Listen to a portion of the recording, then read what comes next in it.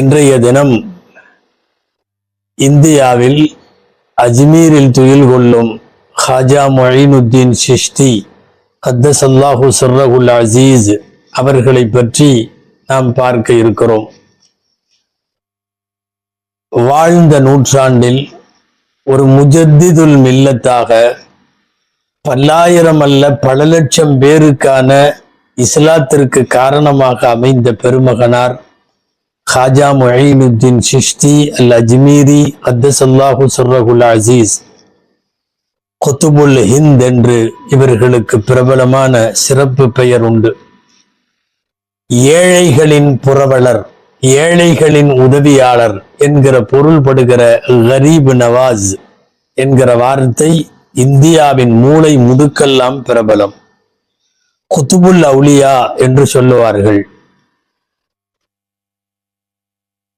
ஆரிஃபு பில்லா, அல்லாஹுவை பற்றி நன்கறிந்த ஞானி என்று சொல்லுவார்கள். ஏன், இவர்களுடைய சிறப்பு பெயர்களில் இப்படியும் ஒரு பெயரை மார்க்க அறிஞர்களே எழுதுகிறார்கள்.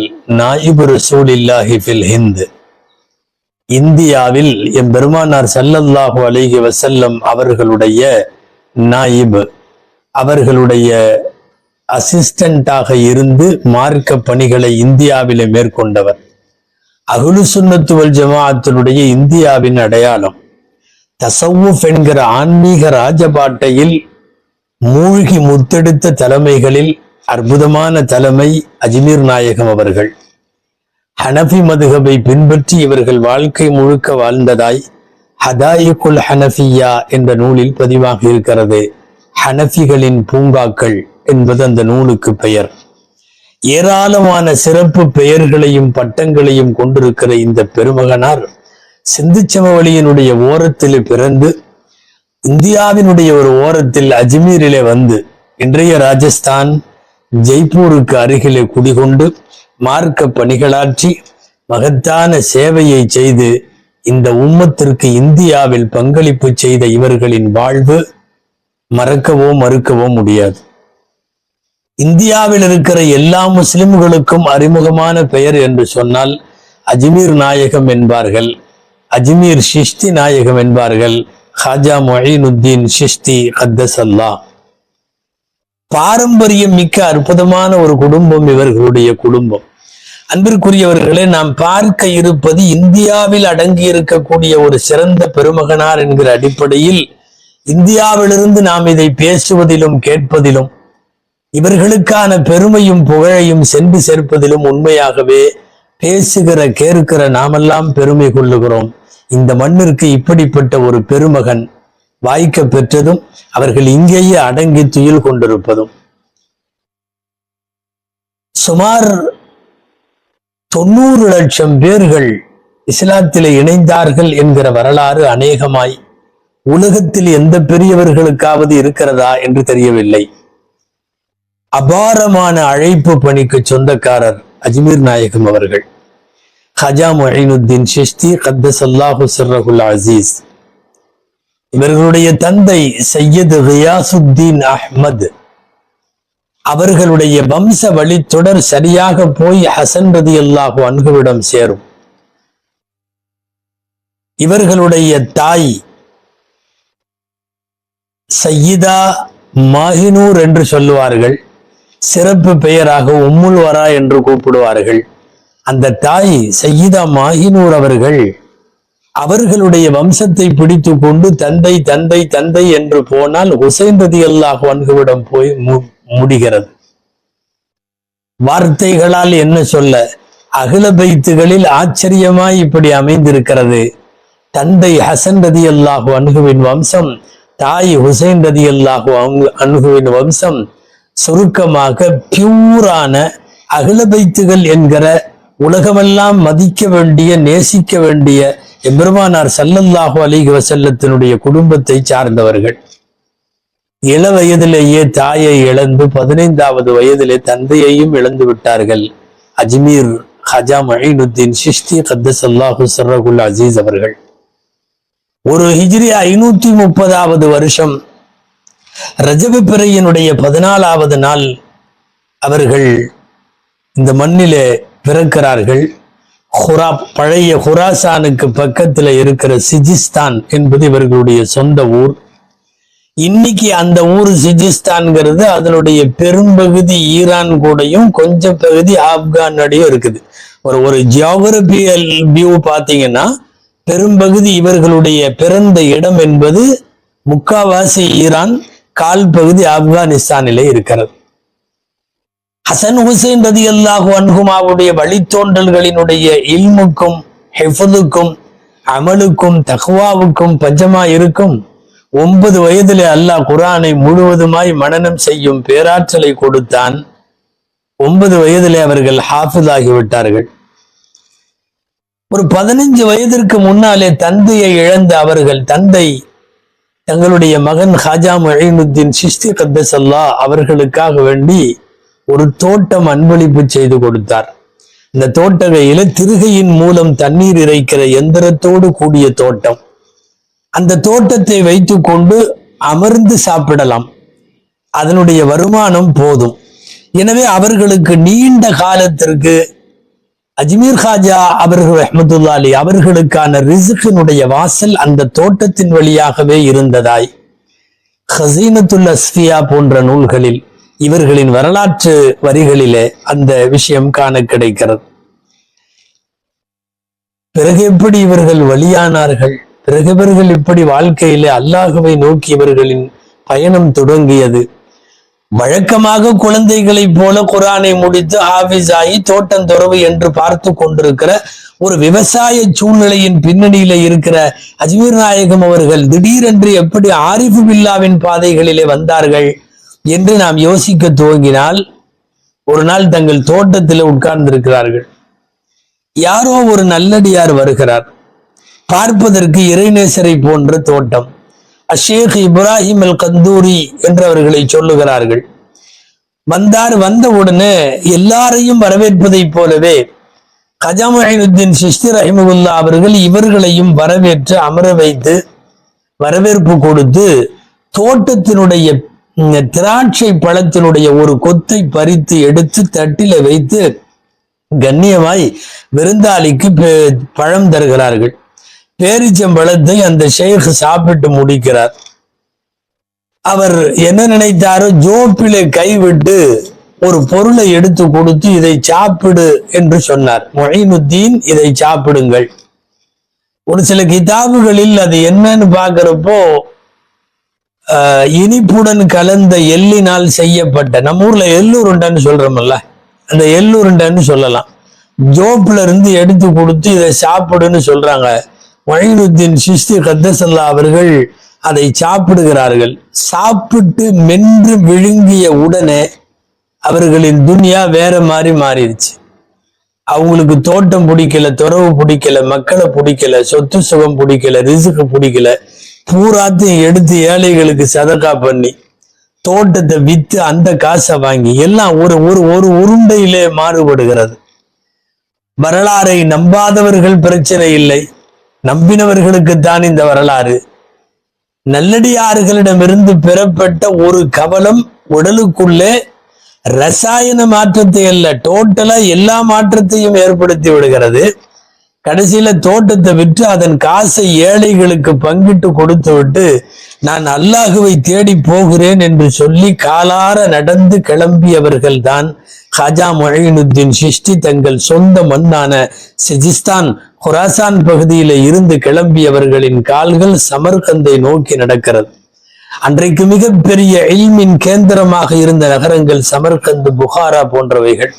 அதை நோக்கி தங்களுடைய காலை செலுத்துகிறார்கள். சமர்கந்திலே வைத்துதான் இம்சு முடித்தார்கள், சமர்கந்திலே வைத்துத்தான் நிறைய இல்முகளை எல்லாம் கற்றார்கள் என்று மிர்ஆத்துல் அஸ்ரார் நூலிலே இவர்களின் மாற்றத்திற்கான காரணம் பதிவாக இருக்கிறது. மிர்ஆத்துல் அஸ்ரார் நிறைய சூஃபியாக்களின் வரலாறுகளை எழுதுகிற நூல். ரகசியங்களின் கண்ணாடி என்பது அந்த நூலுக்கு பெயர்.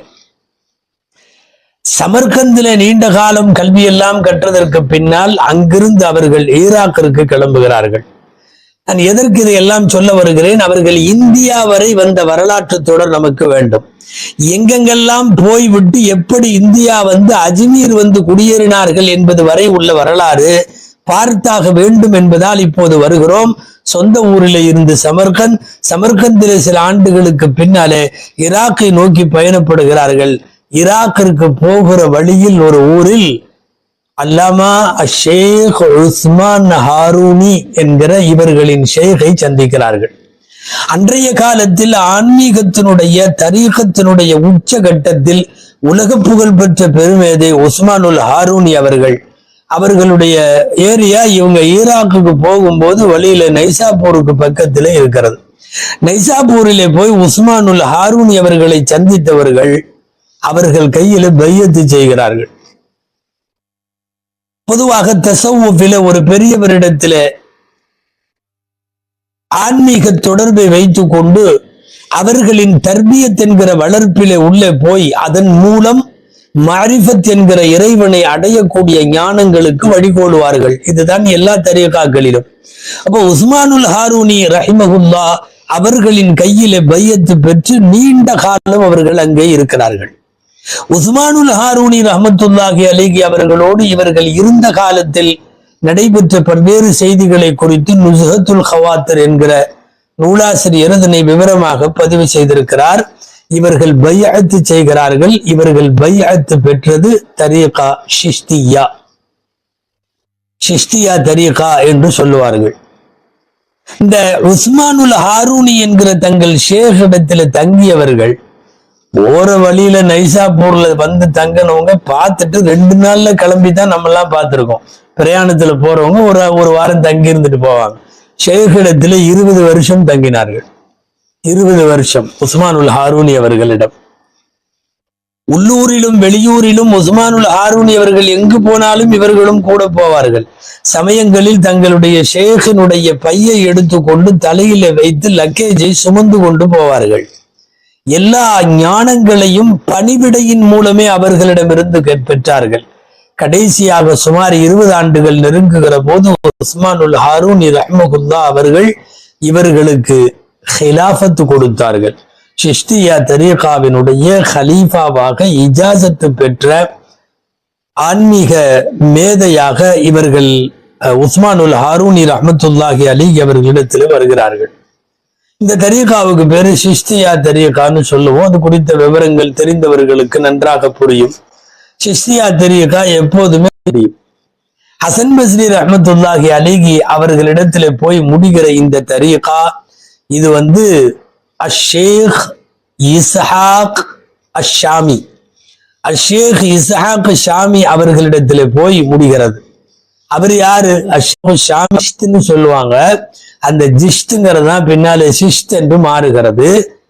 அவர்களிடம் போய் முடிகிறது. அந்த தரீகாவிலும் உள்ளவர்கள். வாருங்கள் அன்பு சகோதரர்களே, ஒரு நீண்ட நெடிய ஆன்மீக பயணத்தின் வழியாக அவர்கள் கடைசியாக வந்தது அஜ்மீருக்கு.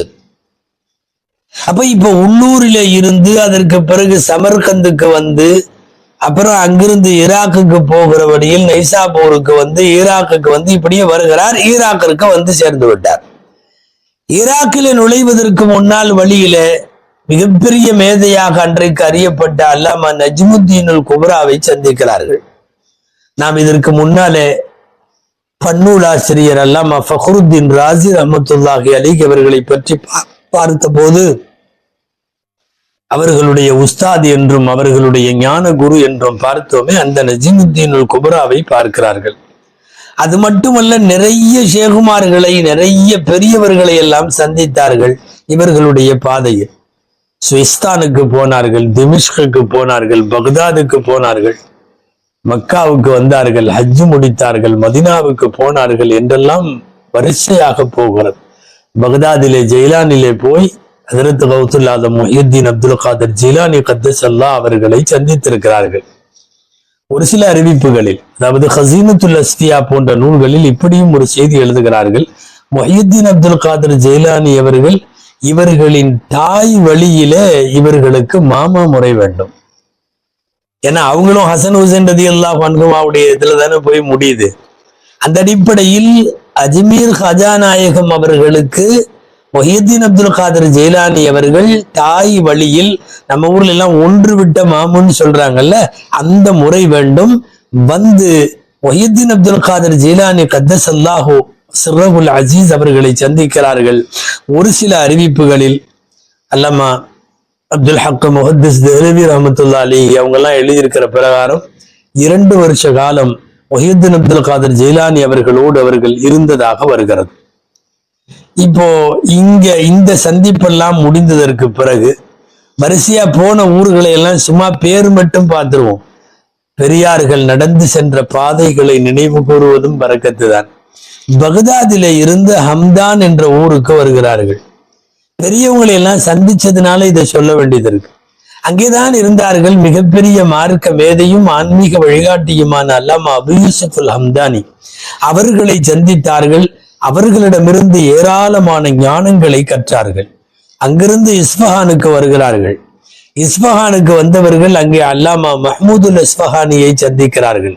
இவங்க எல்லாமே அவர்களின் சமகாலத்திலே வாழ்ந்த இவர்களை விட வயது மூத்த மிகப்பெரிய ஆன்மீக பேரரசர்கள் என்று சொன்னால் அது மிகையல்ல. அங்கேயெல்லாம் பார்த்தார்கள்.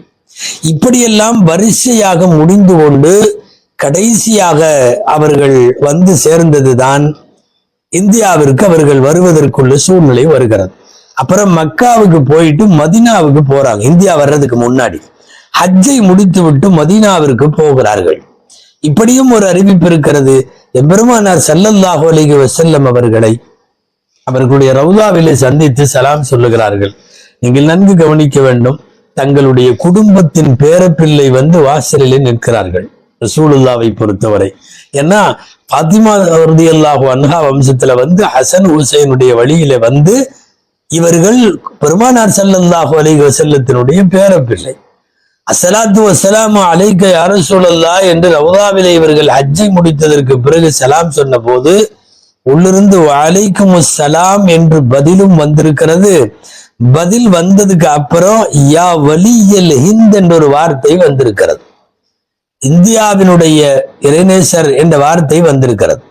அப்பதான் பெருமானார் ஸல்லல்லாஹு அலைஹி வஸல்லம் அவர்களிடமிருந்து இந்தியாவிற்கு செல்லுமாறு ஏற்பட்ட உத்தரவாக அதை எண்ணிக்கொண்டு மதீனாவிலே இருந்தவர்கள் இந்தியா புறப்பட ஆயத்தமாகிறார்கள். இந்தியாவோடு அவர்களுக்கு அப்போது எந்த சம்பந்தமும் இல்லை, எந்த கொடுக்கல் வாங்கலும் இல்லை. இந்தியாவிலே போய் குடியேறி வாழுவோம் என்று அவர்கள் நினைத்ததும் இல்லை.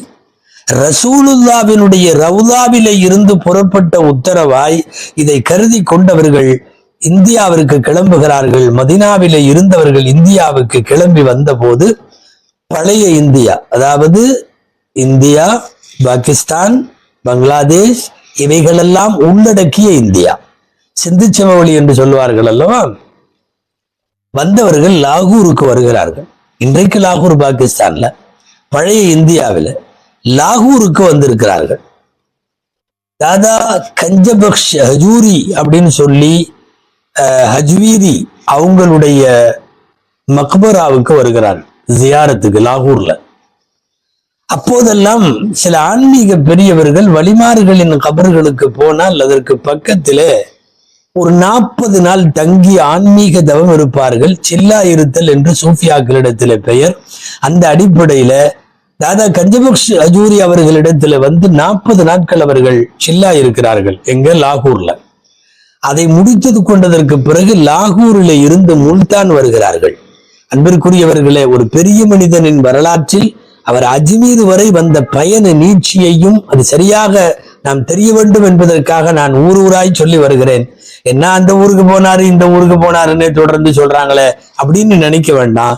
அவர்கள் அஜ்மீருக்கு வந்து குடியேறிய வரலாறினுடைய நீட்சி பயணங்கள் வழியாக நாம் வர வேண்டும். இத்தனை நாடுகளையும் ஊர்களையும் சுற்றி அங்கே இருக்கிற எல்லா வழிமார்களையும் சந்தித்து விட்டு ஒரு புடம் போட்ட தங்கமாய் உரமூட்டப்பட்ட வைரமாய் எவ்வளவு தூரம் ஆன்மீகத்தில் கரை கண்டிருப்பார்கள். அந்த கரை இப்போது முல்தானுக்கு வருகிறது. முல்தானுக்கு வந்தவர்கள் இந்தியா, அதாவது அஜ்மீருக்கு வரல, முல்தான்ல 5 வருஷம் தங்கியிருந்தார். 5 வருஷம் தங்கியிருந்த போது எக்கச்சக்கமான பேர் அவர்களோடு இஸ்லாத்திலே சேர்ந்து விட்டார்கள். முல்தானில இருந்து கிளம்பி அதற்கு பிறகு அஜ்மீருக்கு வருகிறார்கள். அஜ்மீர் அரசியல் ரீதியாக, பூகோள அமைப்பு ரீதியாக, மார்க்க ரீதியாக இது எல்லாத்திலையுமே ஒரு ஆபத்தான பூமி. அன்றைய அஜ்மீர். கஜாநாயகம் அவர்கள் வருவதற்கு முன்னாலே அந்த மண் ஒரு ஆபத்தான பூமி, அரசியலில் ஆபத்து, மார்க்க ரீதியாகவும் வறட்சி, அது போக பூகோள அமைப்பிலேயும் அது மலைப்பாங்கான ஒரு இடம், அப்படி ஒரு வசந்தத்திற்கு சொந்தமான இடம் அல்ல. அஜ்மீர் காஜா முஹைனுத்தீன் சிஸ்தி கத்தஸல்லாஹ் அஜ்மீருக்கு வந்து விட்டார்கள். லேசா அவர்களின் குடும்பத்தை பற்றி சொல்லிவிட்டு நகரலாம். 2 மனைவிகள் அவர்களுக்கு. முதல் மனைவி அல்லாமா வஜீஹுத்தீன் மஷ்ஹதி என்று சொல்லி ஒரு பெரியவருடைய மகள் இஸ்மத்துல்லா என்ற இந்த பெண்ணிற்கு பெயர். பொதுவாக அந்த காலத்தில் நாமெல்லாம் இப்ப இஸ்மத்துல்லா ரஹ்மத்துல்லா இப்படிங்கிறது எல்லாம் வந்து ஆண்களுக்கு வைக்கிறோம், பெண்களுக்கே வைத்தார்கள். இஸ்மத்துல்லா என்கிற பெயரிலே உள்ள பெண்ணை கட்டுகிறார்கள். அவங்க அத்தா பெண்ணுடைய தகப்பனார் வந்து அஜ்மீரினுடைய ஆளுநர், அவர் அஜ்மீருடைய உள்ளூர் கவர்னர் மாதிரி அவர். அல்லாஹு தஆலா 3 ஆண்மக்களை கொடுத்தான். அல்லாமா அபு சயீத், அதுக்கப்புறம் அஷேக் ஃபஹருத்தீன், அதுக்கப்புறம் அஷேக் ஹுசாமுத்தீன். இவங்க அஜ்மீர் நாயகத்துக்கு ரொம்ப பிடிச்ச பேரு ஹுசாமுத்தீன். இந்த 3 ஆண்மக்களை அல்லாஹ் கொடுத்தான். 2வது மனைவி, மனைவினா போய் பொண்ணு பார்த்து கட்டணுங்கிற மாதிரி எல்லாம் கட்டல. 2வது மனைவிக்கு சையீதா அமத்துல்லான்னு பேரு ரஹிமஹல்லா. இந்த சையீதா அமத்துல்லாங்கிறவங்க வந்து ஒரு இந்து பேரரசருடைய மகள். ஒரு போர்க்களத்தின் போது அந்த இந்து பேரரசர் கொல்லப்பட்டார் இஸ்லாமியர்களுடைய படையில. கொல்லப்பட்டதற்கு பிறகு கைது செய்தவர்கள் இந்த பெண்ணை அன்பளிப்பாக அஜ்மீர் கஜாநாயகம் அவர்களுக்கு தருகிறார்கள். இஸ்லாத்திலே சேர்த்து அந்த பெண் இஸ்லாத்திலே சேருவதற்கு சம்மதித்ததற்கு பிறகு இஸ்லாத்திலே சேர்த்து இவர்களே திருமணம் செய்து கொண்டார்கள். பேரு தான் புதுசா இஸ்லாம் ஆனாங்கன்னு பேரு. ஆனா அந்த சையீதா அமத்துல்லா அந்த ஊர்ல உள்ள எல்லா பெண்களை விட மின் ஹைரிகின்ன சூரத்தன் வசீரத்தன் வருது. ஆக அஜ்மீரிலேயே அவர்களுடைய வாழ்க்கை முறை, அவர்களுடைய இபாதத் எல்லாம் ரொம்ப அழகாயிருச்சு. அல்லாஹு தாலா அவர்கள் மூலமாகவும் இந்த 2வது அமத்துல்லா மூலியமா 3 மக்களை கொடுத்தான். 2 ஆண் பிள்ளைகள், 2ம் இளவயதிலேயே மௌத்தாகி விட்டது. ஒரே ஒரு பெண் குழந்தை மட்டும்தான் நிலைச்சு நின்றுச்சு. அந்த பிள்ளைக்கு ஹாஃபிதா ஜமால் அப்படின்னு பேர், ஹாஃபிதா ஜமால். இவர்கள் இந்த ஹாஃபிதா ஜமால் கஜா முஹைனுத்தீன் சிஸ்தி கத்தஸல்லாஹ் அவர்கள் தாங்களாகவே அக்கறை எடுத்து வளர்த்தார்கள். எந்த அளவுக்கு ஆச்சுன்னா, தந்தையை போலவே மிகப்பெரிய இஸ்லாமிய பெண் அழைப்பாளராக மாறி இவர்கள் கையால் பல பேர் இஸ்லாத்திலே சேருவதற்கு அந்த பெண் காரணமாகிவிட்டதாக இருக்கிறது. இது இவர்களுடைய குடும்ப சுருக்கம். அல்லாமா ஷேக் அப்துல் ஹக் முஹத்திஸ் தெஹ்லவி அவர்கள் எழுதிய அக்பாருல் அஹ்யார், நல்லோர்களின் செய்திகள் என்ற ஒரு நூல். அதிலே இந்த குடும்ப சம்பந்தப்பட்ட விவரங்கள் எல்லாம் பதிவாகி இருக்கிறது. ஆக 2 மனைவிகளோடு முந்திய மனைவியின் 3 மக்களும் 2வது மனைவியின் மூலம் இறந்தவர்கள் போக எஞ்சியது ஒரு பெண்ணுமாய் 4 மக்களோடு அவர்கள் வாழ்க்கை பயணப்பட்டிருக்கிறது.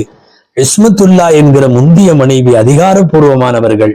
2வது தந்தை கொல்லப்பட்டதற்கு பிறகு கைதியாகி ஆனால் இஸ்லாத்திலே சேருவதற்கு விருப்பம் தெரிவித்த அமத்துல்லா அவர்கள் சையீதா அமத்துல்லா 2வது மனைவியாக வாய்ப்பை பெறுகிறார்கள். அன்பிற்குரியவர்களே, அஜ்மீர் கஜா முஹைனுத்தீன் சிஸ்தி கத்தஸல்லாஹ் அவர்களுடைய கையை பிடித்து இனிமேல் பாவம் செய்ய மாட்டேன், நான் தௌபா செய்து விட்டேன் என்று சொன்னவர்கள் லட்சக்கணக்கான பேர். இது எதுவும் 100 1000 இல்ல பெயர்கள் எல்லாம் பதிவு செய்வதற்கு. அவர்களிடத்தில் பையத்து செய்தார்கள். எக்கச்சக்கமான ஹலீஃபாக்கள் அவர்களுக்கு இருந்தார்கள். யாராவது சொல்லுங்களேன் என்று கேட்டால் மிக முக்கியமான ஹலீஃபா டெல்லியில் இன்றைக்கும் துயில் கொண்டிருக்கிற அல்லாமா குத்துபுத்தீன் பக்தியார் காக்கின்னு சொல்றாங்க, உருதுல எல்லாம் அப்படி எழுதுறாங்க. குத்துபுத்தீன் பக்தியார் காக்கி அவர்கள், அவர்களுடைய மஜார் டெல்லியில இருக்கிறது. இவர்கள் அஜ்மீர் நாயகத்தினுடைய ஹலீஃபா. அஷேக் ஹமீதுத்தீன் நாகூரி அவர்கள் இவர்களுடைய ஹலீஃபா. அஷேக் வஜீஹுத்தீன் அவர்கள் ஹலீஃபா. அஷேக் புர்ஹானுத்தீன் பத்வி ஹலீஃபா. அஷேக் சுலைமானுல் காசி ஹலீஃபா. இப்படி நிறைய பேர். ஹிலாஃபத் என்பது எனக்கு பின்னாலே இந்த ஆன்மீக பாட்டையை எடுத்துக்கொண்டு நீ நடக்கலாம் என்று கொடுப்பது. தங்களுடைய மகனார்களில் அஷேக் ஃபஹருத்தீன் இப்னு ஹாஜா மொயினுத்தீன் சிஷ்டி அவர்களுக்கு அது கொடுக்கப்பட்டதாகவும் குறிப்புகள் இருக்கிறது. வாழ்க்கை முழுக்க உலகத்திலே இறைநேசராக வாழ வேண்டும் என்று ஆசைப்படுகிற எல்லாருக்கும் இவர்கள் ஒரு ரோல் மாடல். காலமெல்லாம் வணக்கசாலி, காலமெல்லாம் பேணுதல். கொஞ்ச நேரம் நைட்ல தூங்குவாங்க, தூங்காம இருக்க மாட்டாங்க, கொஞ்ச நேரம் தூங்குவாங்க. மீதி நேரம் எல்லாம் இபாதத், மீதி நேரம் எல்லாம் முராகபா என்று சொல்லக்கூடிய ஆழ்நிலை தியானம். கம்மி ரிசுக்குல மட்டும் குடும்பம் நடத்துறவங்க கூட அதிகமா வச்சுக்கவும் மாட்டாங்க. கலீலுர் ரிசுக்கு தான் அவர்களுடைய இது. காலமெல்லாம் தண்ணீரிலே ரொட்டியை முக்கி சாப்பிட்ட பெருமகன் குதுபுத்தீன் பக்தியார் காக்கி ரஹ்மத்துல்லாஹி சொல்லுகிறார்கள், 20 வருஷம் நான் ஹித்மத்துல இருந்தேன். யாரு கூட? ஹஜா மொயினுத்தீன் சிஷ்டி அவர்கள் கூட. தலையணையில அவங்க தலை வச்சு படுத்து நான் பார்த்ததில்லை. இப்படி ஏராளமான இறைநேசர்களுக்கு உரித்தான ஏழ்மையும் எளிமையும் கலந்த வாழ்க்கை. இந்த 20 வருஷ காலத்துல நான் அவங்கள்ட்ட ஒரு நாள் கூட அவங்க தனக்கு துவா செய்து நான் பார்த்ததில்லை. ட்ரெஸ் பார்த்தா ஃபக்கீர்களுடைய ட்ரெஸ். எப்போது பார்த்தாலும் கேட்ட போதெல்லாம் விளக்கப்பட்ட நாட்களை தவிர வேறு நாட்களில் நோன்பு வைப்பதை பழக்கமாக கொண்டிருக்கிறார். அஜ்மீர் காஜா நாயகம் அவர்கள் பேசிய ஏராளமான வாயிலிருந்து உதிர்ந்த முத்துக்கள், வரலாற்றின் வைரவரிகளாய் பதிந்து கிடக்கிற பொன்னெழுத்துக்களால் பொறிக்கப்பட வேண்டிய அந்த வைர வரிகள் நிறைய இருக்கிறது. ஹஜாநாயகத்தினுடைய அந்த வைர வரிகள் சியருல் அவுலியா என்கிற நூலிலே நிறைய எழுதி இருக்கிறார்கள். அதுக்கெல்லாம் சேர்ந்து பேரு தலீலுல் ஆரிஃபின்னு பேரு. இல்ல எல்லாத்தையும் சொல்ல முடியாதுன்னாலும் ஒரு 1-2 அவங்க என்ன சொன்னாங்கிறத பார்க்கலாமே. பின்னாலே இவர்களுடைய சொற்களை எல்லாம் தொகுத்தவர்கள் அவர்களுடைய கலீஃபாவாக இருந்த, அவர்களுக்கு மிக நெருக்கமாக இருந்தவர்கள் அல்லாமா குதுபுத்தீன் காக்கி அவர்கள். குதுபுத்தீன் பக்தியார் காக்கி அவங்க தான் அந்த சொற்களை எல்லாம் எழுதினாங்க. அவங்க சொல்றது, மின் அலாமத்தில் மாரிஃபத்தி பில்லா, ஒருத்தர் அல்லாஹ்வுடைய நெருக்கத்துல ஆன்மீகத்துல இருக்காருங்கிறதுக்கு அடையாளம் என்ன தெரியுமா? படைப்புகளை விட்டு முடிந்த அளவு தூரமாக இருப்பார். அதே மாதிரி நீண்ட மௌனமாக இருப்பார். நீண்ட நேரம் காலம் மௌனமாக இருப்பார். இது அல்லாஹ்வை அறிந்தவர்களுக்கு அடையாளம்.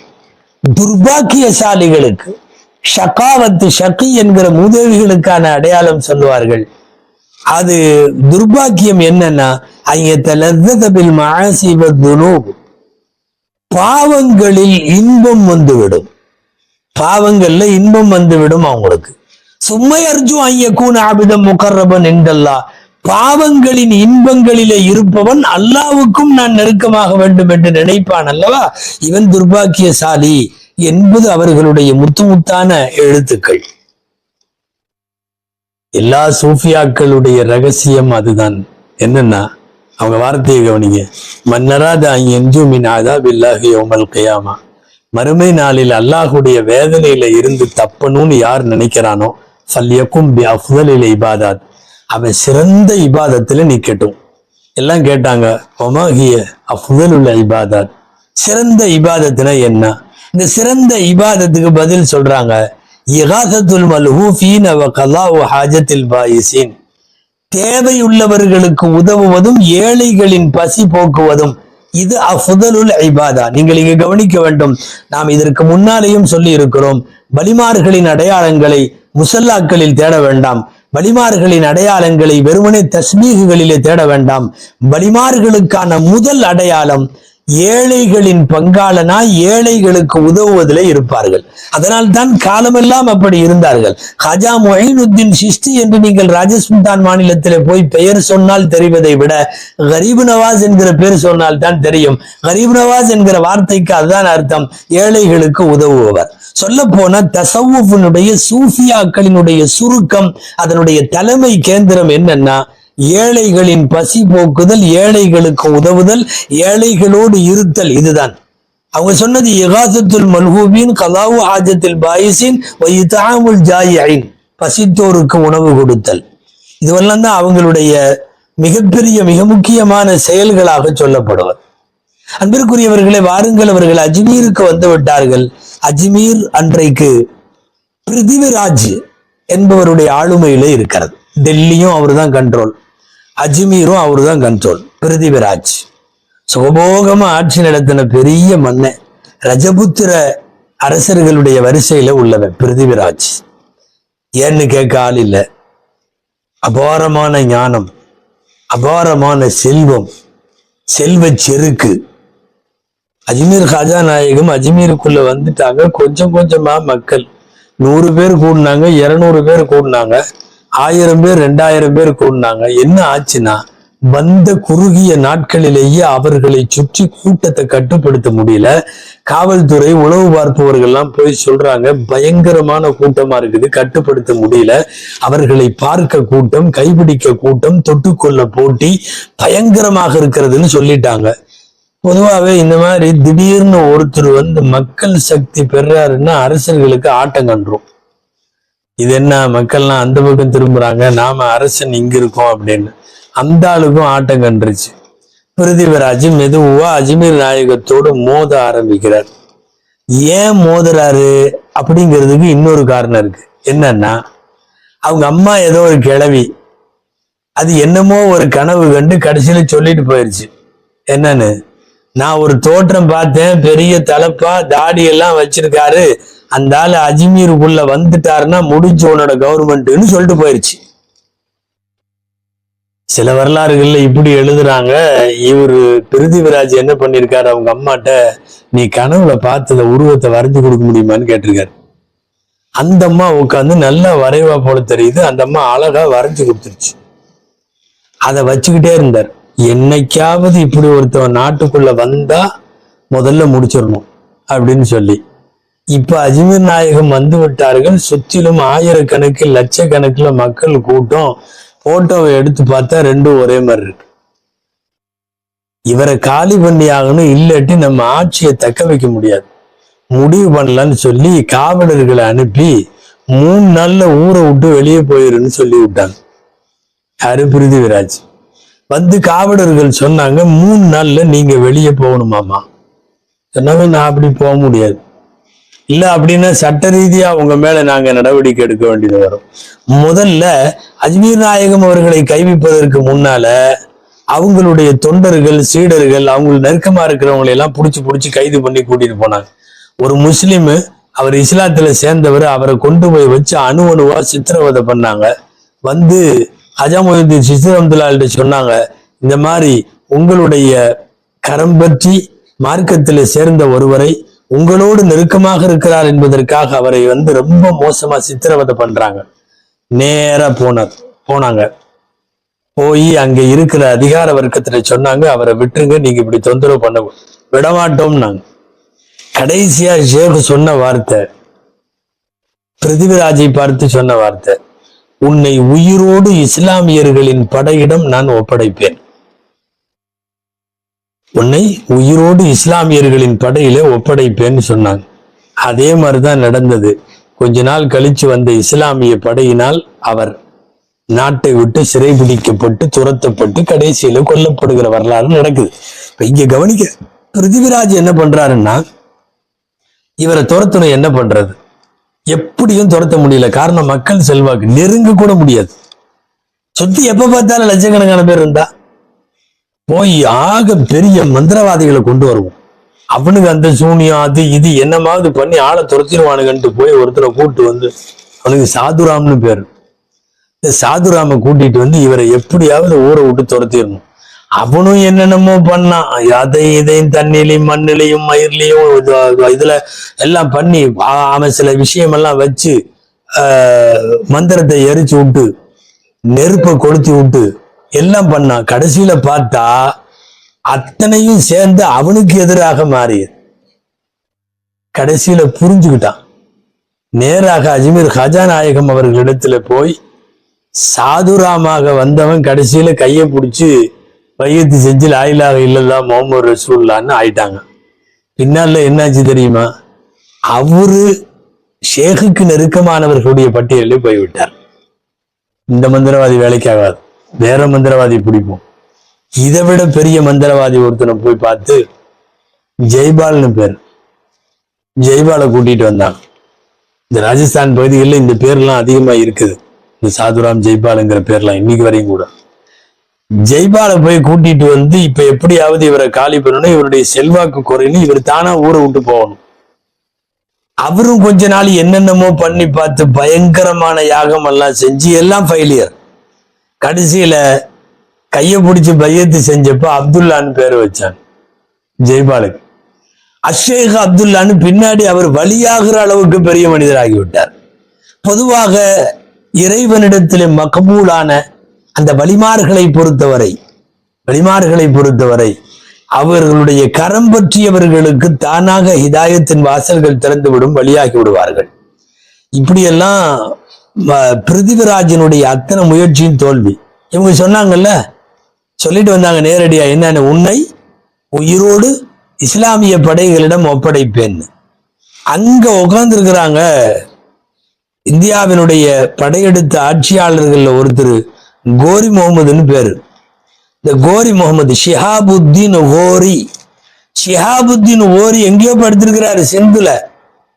அங்க படுத்திருக்கிறவருக்கு கனவுல வர்றாங்க அஜ்மீர் காஜா நாயகம் அவர்கள், போய் இந்தியாவுக்கு போப்பா, போய் படையெடுத்துரு, இப்போ உனக்கு உகந்த சூழ்நிலை நிலவுது, உனக்கு அந்த நாடு கிடைக்கும்னு. காத்தால எந்திரிச்சு அவர் படையோடு கிளம்பிட்டார். ஷிஹாபுத்தீன் ஓரி நேராக அஜ்மீருக்கு வருகிறார். அஜ்மீருக்கு வந்த ஷிஹாபுத்தீன் ஓரி அவர்கள் பிருத்திவிராஜ் மீது படையெடுத்து எல்லாம் கைது செஞ்சு நாடு முழுக்க ஷிஹாபுத்தீன் ஓரி அவர்களிடத்திலே வருகிறது. அன்பிற்குரியவர்களே, அல்லாமா அப்துல் காதிர் திவானி அவங்க எழுதின முன்தகபு தவாரீஹ்னு ஒரு கிதாப், அதுல அஜ்மீர் காஜா முஹைனுத்தீன் சிஷ்டி கத்தஸல்லாஹ் அமர்ந்து ஷிஹாபுத்தீன் ஓரிக்கு வெற்றி கிடைக்க வேண்டும் என்று துவா செய்தார்கள். அவ்வளவுதான், ஆட்டோமேட்டிக்காக அவர்கள் ஜெயித்து விட்டார்கள். மிகப்பெரிய படையும் இராணுவ பலமும் கொண்டிருந்த பிருத்திவிராஜ் தோற்று போனதற்கு பின்னால் இவர்களுடைய ஷேഖனுடைய துவா ஒரு முக்கியமான காரணம் என்று எழுதுகிறார்கள். அதற்கு பிறகு அஜ்மீரிலே அமர்ந்தவர்கள் ஒவ்வொரு நாளும் 10 பேர் 100 பேர் எல்லாம் இல்லை, ஆயிரக்கணக்கில் இஸ்லாத்திலே சேருபவர்கள், ஆயிரக்கணக்கில் எக்கச்சக்கமான அறப்பணிகளை அரும்பணிகளை செய்தார்கள், ஏழைகளுக்கு உதவினார்கள். அஜ்மீர் முழுக்க செழிப்பானது. திரும்பிய திசையெல்லாம் தாடிகள், திரும்பிய திசையெல்லாம் தலைப்பாகைகள். எப்படியெல்லாமோ இருந்த அஜ்மீர் யார் யாருக்கோ சமயங்களுக்கு கோட்டையாக இருந்த ஒரு நிலை, ஒரு பெரியவரின் பாதம் பட்டு அவர்களின் பார்வைப்படுகிற போது ஏற்படுத்தப்பட்ட மாற்றம் உண்மையாகவே வரலாற்றில் மிகப்பெரிய ஆச்சரியம். 570 530 பிறந்தவர்கள், 630 100 வயசு, 627 தங்களினுடைய 97வது வயது வரை அவர்கள் வாழ்ந்திருக்கிறார்கள். சில அறிவிப்புகளில் 90 வயது என்று வருகிறது. வயசு ஆனதுக்கு பிறகு 627 ஹிஜ்ரி தான் புரிஞ்சுக்கிட்டாங்க, நம்ம மௌத்தா போறோம், நமக்கும் தவணை நெருங்கி விட்டது. டெல்லியில இருந்த தங்களுடைய சீடர் குதுபுத்தீன் பக்தியாரி காக்கி அவங்கள வர சொன்னாங்க. அவங்க வந்தாங்க அஜ்மீருக்கு. வந்த உடனே அவர்கள் கையில ஹிலாஃபத் நாமா என்று சொல்லக்கூடிய நாமிய ஹிலாஃபத் அதை எழுதி கையில கொடுத்தாங்க. அஜ்மீர் ஹஜா மொயினுத்தீன் சிஷ்டி கத்தஸல்லாஹ்வினுடைய நேரடி ஹலீஃபாவாக அடுத்து இந்த பொறுப்புகளை எல்லாம் இருந்து செயல்படுத்துகிற, அவர்கள் தொன்று தொட்டு மேற்கொண்டு வந்த அறப்பணிகளை தொய்வில்லாமல் தொடர்ந்து எடுத்து செல்லக்கூடிய ஒரு அத்தனை விஷயங்களையும் அவர்களிடத்திலே குதுபுத்தீன் பக்தியாரி அவர்களிடத்திலே ஒப்படைத்தார்கள். ஒப்படைச்சிட்டு 627 ரஜபு பிறை 6 திங்கக்கிழமை அன்னைக்கு இஷாவை தொழுதுட்டு நான் படுக்கிறேன்னு எல்லாத்திலையும் சொல்லிட்டு ரூம் கதவை தாப்பா போட்டாங்க. சாத்தினவங்க தாழ்பாலும் போட்டாங்க. சும்மா தள்ளலாம் திறக்கிற மாதிரி இல்லை, உள்ள அடைச்சிட்டாங்க. காலையில எடுக்கிற போது காலையில கதவை தள்ளினா திறக்கல, உள்ளே வஃபாத்தாகி இருக்கிறார்கள். அவர்களுடைய வஃபாத்து ஏற்பட்ட சூழல் குறித்த விவரங்கள் அதிகாரப்பூர்வமாக கிடைக்கவில்லை. இரவு படுக்கும் போது கதவை தாளிட்டவர்கள் காலையில வஃபாத்தாகி இருந்தார்கள். ஒரு வழியா எல்லாம் சேர்ந்து கதவை இது பண்ணி கடைசியில உள்ள போனா அவர்கள் வஃபாத்தாகி இருந்தது. அவர்களுடைய வஃபாத்தான நேரத்தில் முதலாய் பார்த்தவர்கள், அந்த ஜனாசாவில இருந்தவர்கள் நிறைய பேர் பதிவு செய்திருக்கிற அதிகாரப்பூர்வமான ஒரு செய்தி என்ன தெரியுமா? நெற்றியில ஒரு தழும்பு முத்திரை. என்ன தழும்பு முத்திரை? முதல் நாள் இஷா வரை இல்லை. இப்போது வஃபாத்தாக இருக்கிற போது அஹாதா ஹபீபுல்லாஹி மாத்தஃபி ஹுப்பிஹி என்று இருக்கிறது. இவர் அல்லாஹுடைய நேசர், இறை நேசத்திலேயே மௌத்தாகிவிட்டார் என்று இருக்கிறது. ஹாதா ஹபீபுல்லா மாத்தஃபி ஹுப்பிஹி என்று இருக்கிறது. மாத்தஃபி ஹுப்பில்லா. இந்த வார்த்தையை நிறைய நூலாசிரியர்கள் இதை பதிவு செய்திருக்கிறார்கள். அல்லாமா அஷேக் ஃபஹ்ருத்தீன் அல் அஜ்மீரி கத்தசல்லா அவங்களுடைய மகன் அவர்கள் தான் ஜனாசாவை தொழ வைக்கிறார்கள். இங்கே அஜ்மீரிலே இவர்கள் ஆற்றிய சேவைகளை குறித்து பார்க்கிற போது நாம் இது அல்லாம நிறைய விஷயங்களை உள்ளே போய் பார்க்க வேண்டும். அந்த அவர்களுடைய கபர் வெறும் மண் தரத்துல இருந்தது. இன்னைக்கு பிரம்மாண்டமான கூபா மண்டபம் எல்லாம் கட்டப்பட்டு சுற்றிலும் நிறைய காங்காக்கள் கட்டப்பட்டிருக்கிறது அல்லவா? அன்னைக்கு வெறும் கபர். இதை பார்த்துட்டு இருந்த ஒரு அல்லாமா அஷேக் ஹுசைன் அன் நாகூரி அவர்கள் பார்த்து கொண்டிருந்தார்கள்.